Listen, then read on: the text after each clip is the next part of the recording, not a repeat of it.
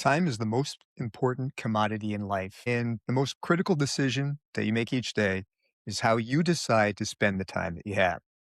There are no do overs, there's no resets in life. You get one shot to spend each day wisely. Yet each and every year, I go to shows and I speak to competitors over and over again who tell me the worst aspect of their prep was all the time it took away from their family, work, friends, and the outside environment. When digging deeper, some people have told me that they spend on average 2 to 3 additional hours per day in bodybuilding preparation. But is it necessary? Well, let's take some time to discuss it.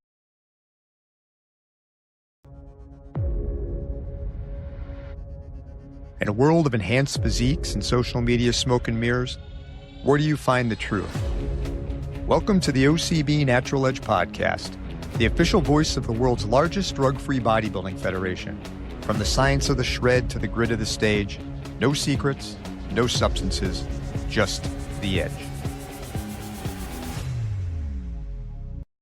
I've been obsessed with the thought of time and how much time it takes to achieve a championship physique since almost my first days in bodybuilding.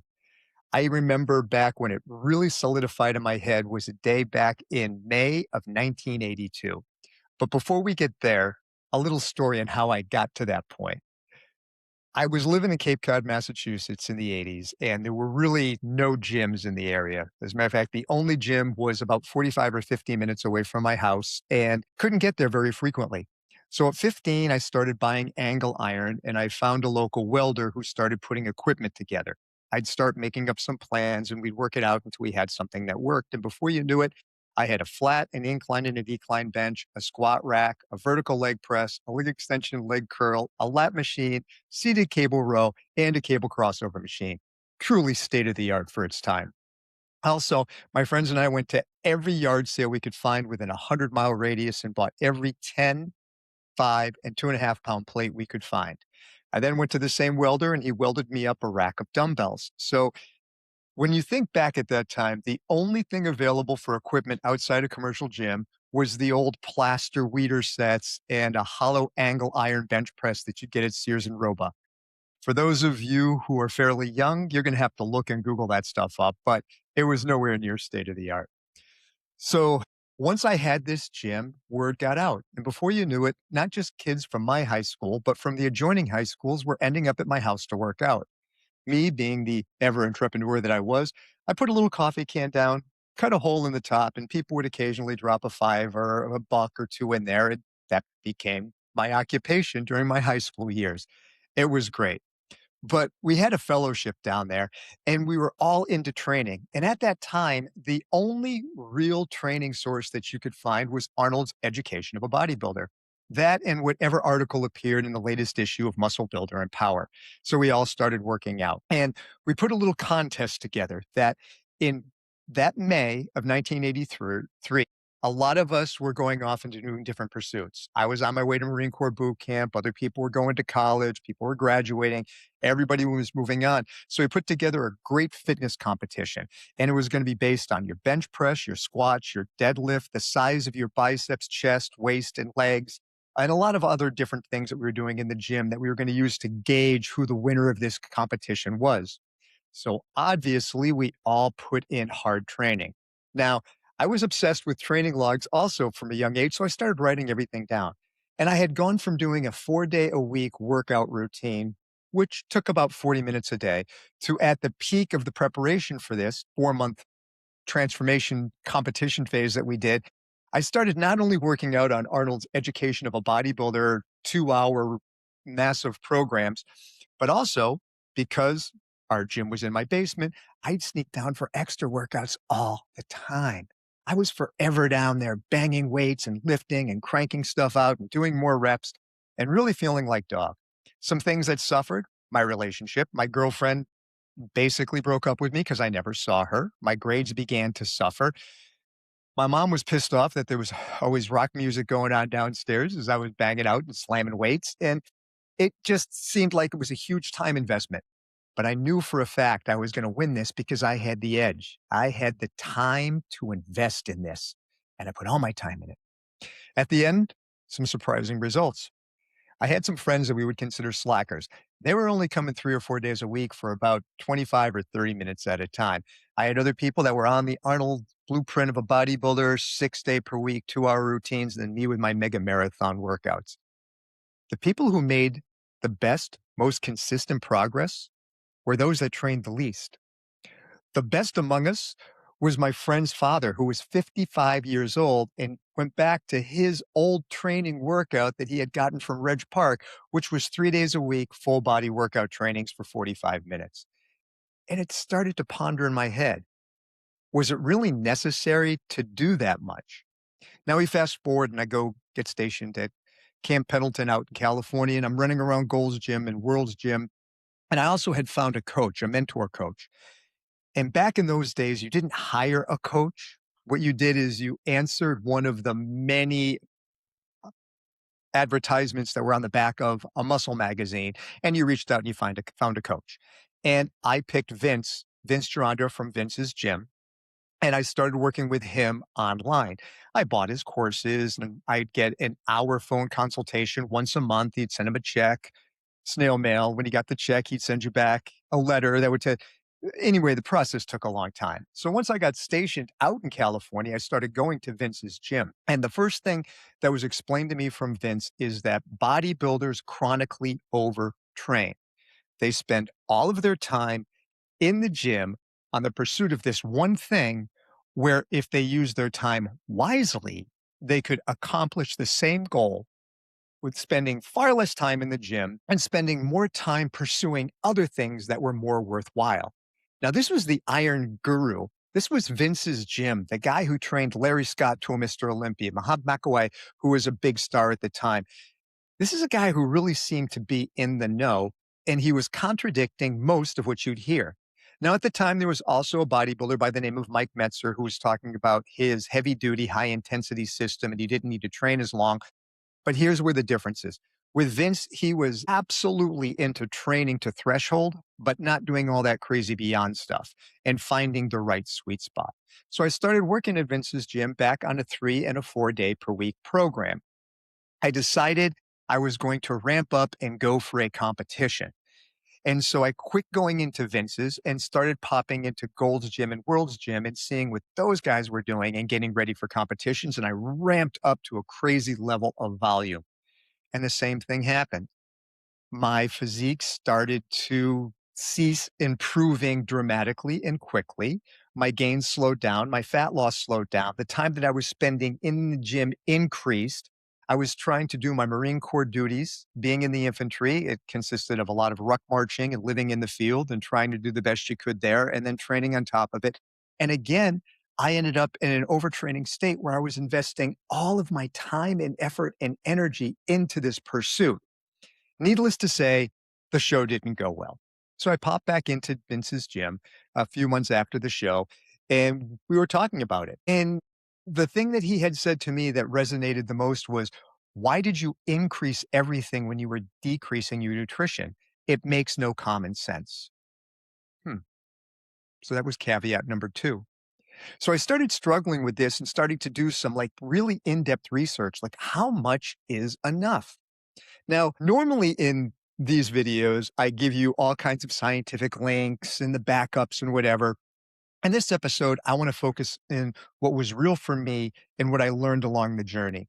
All those links are out there for you to look at. All these things are out there for you to find out what is overtraining and what's the proper volume. What I'm going to tell you is it's different for everybody. So this is why I want to talk to you from my perspective and to give you an instinctive blueprint of what worked for me and maybe it could work for you. Find the lowest amount of training you possibly need to do to achieve the results you're looking for and no more. That became my quest. How little do I need to do to get to where I need to be so I can take all that other time and invest it into things like relationships, education, employment, and all the other things I wanted to do with my life so that I could get some stuff back. Now, in my case, what I found is that the closer I got to a show and the more everything ramped up and the lower that my calories went, I actually would decrease my training volume. I would decrease the number of days and number of hours I spent in the gym because I started thinking about what Vince said. When your nutrition is going down and your calories are going down, why are you ramping everything up? It makes no sense. You will overtrain your nervous system. You will overtrain your endocrine system. You probably won't overtrain your muscle system. And so that's something I started to think about as well. And I realized he was absolutely right. At one point, I had the opportunity to go to a very high level military school. It was when I was in the infantry in the Marine Corps. And in this particular course, it was a kick ass, no sleep, ruck marching, limited food, a lot of physical activity course. At the end of that course, I noticed that my muscle soreness, my back, my bis, my tris, the actual muscles themselves seemed to recover relatively quickly. Within a few days, I felt like I was back to normal. What seemed to take forever was how my overall body felt, my nervous system in particular. I know my endocrine system was low.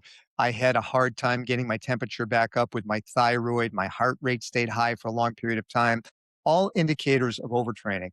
And so, what that taught me was that if you do too much with too little nutrition, your muscles may recover from the stimulus, but the rest of your body will not. And I started putting that into the demographic of bodybuilding, competition, preparation. More, more, more for training, activity, cardio, less, less, less for food and nutrition. And why the two spirals went like an inverted X as opposed to paralleling each other. And so I started thinking about what Vince had said, and it just made total sense to me. So the next time I went out for another competition, I did the exact opposite. The more my caloric intake went down, the more I adjusted my training intensity and a little bit with the volume.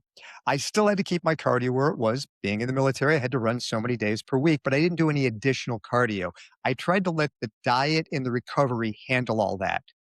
In the end, I had a far better prep. I looked way better, and I had invested far less time in the training program.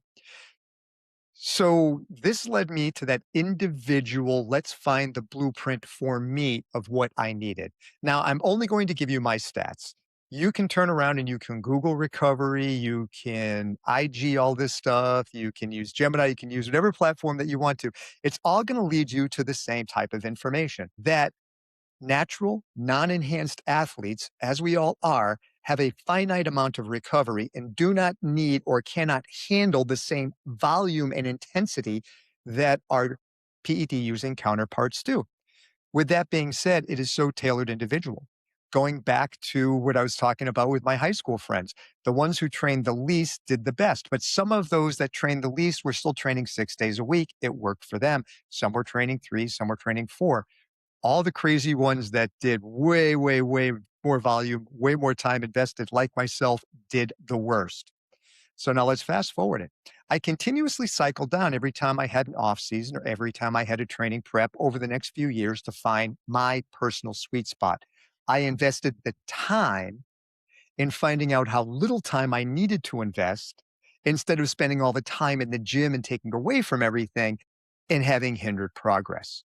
Once I found that sweet spot, it seemed to work throughout most of my competitive life with only a few tweaks as I got into my mid 40s. And now at 61, there's even more tweaks because I'm still in training, although I'll never compete again.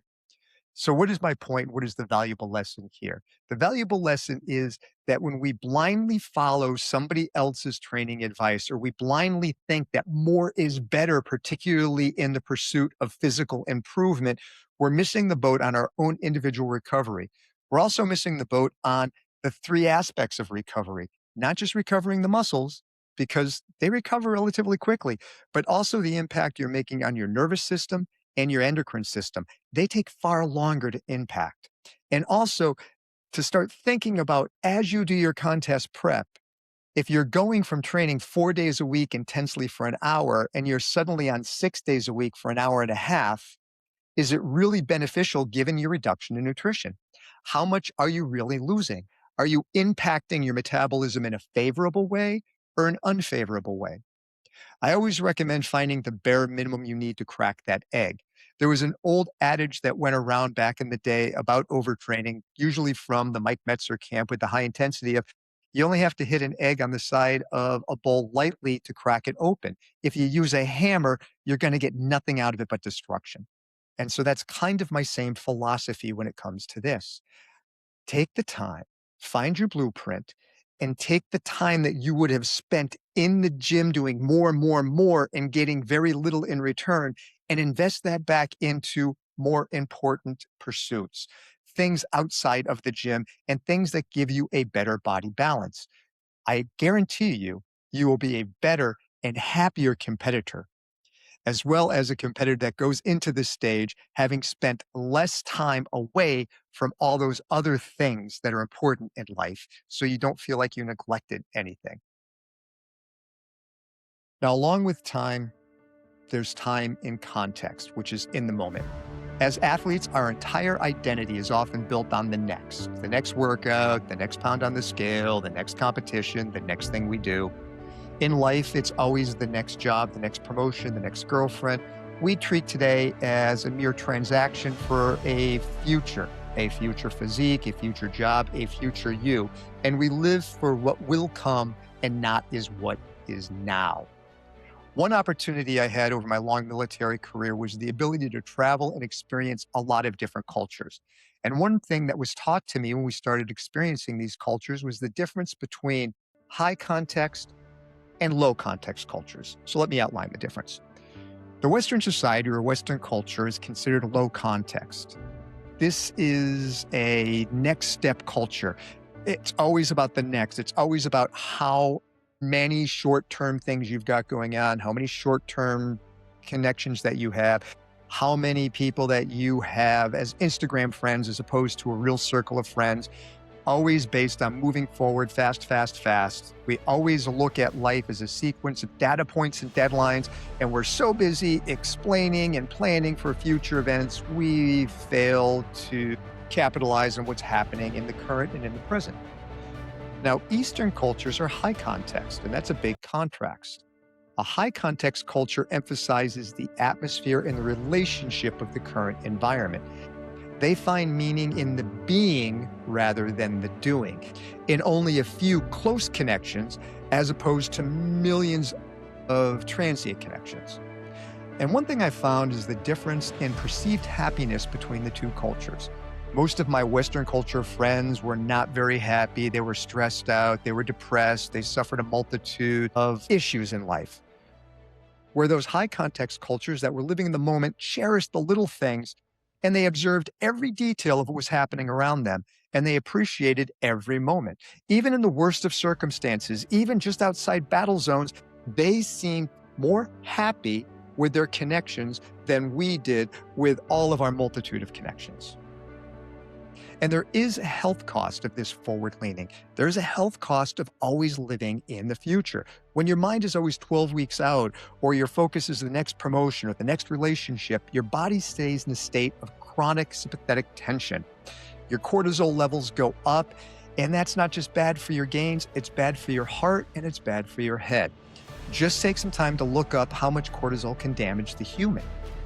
Being in the present lowers that systematic stress. It allows the nervous system to shift into a rest and digest state, which is ironically where most physical and mental growth actually happens. So when you try to live in the moment, you miss less of what's happening around you, and you can see things that you would have ordinarily missed. Now, I try to practice this daily now, and one way I do so is by taking my dog for a walk and a play session out in a field. This is where I can focus on the now and just the moment of being in nature and with my furry little friends. The other day, I was at the Furball play station, and I noticed all the beauty around me. And I looked down and I saw a 5-leaf clover. Now, this 5-leaf clover was right there, and if I was distracted on some future event or some future deadline, I would have trampled right past it and missed seeing something that is so rare. I have yet to talk to somebody else who has actually found one in nature. And I wasn't even looking. I was living in the moment, and I saw something unique. Now start looking for that unspoken in your day. Instead of just focusing on the literal tasks where you need to go and where you need to be and all the energy being sucked out of the room, take a moment to actually detach and breathe. The breath is the only thing that happens in the present. You can't breathe for yesterday or tomorrow. And one deep, conscientious breath is a reset button. It helps remove the next obsession from your head. We spend decades building a body and a life for the future, only to realize we've become strangers to the present. Happiness in life isn't about how much you can lift or how much you earn. It's about discipline to stay right here. And that's a hard thing for us to learn in this culture. It was hard for me, and it's hard for you. Because if you aren't present for the journey, you're not going to see the 5-leaf clovers. I hope you enjoyed today's episode, and please comment, subscribe, join us on our Natural Edge Trisets Instagram page. And until next time, stay hungry, stay humble, and stay natural. Sully out.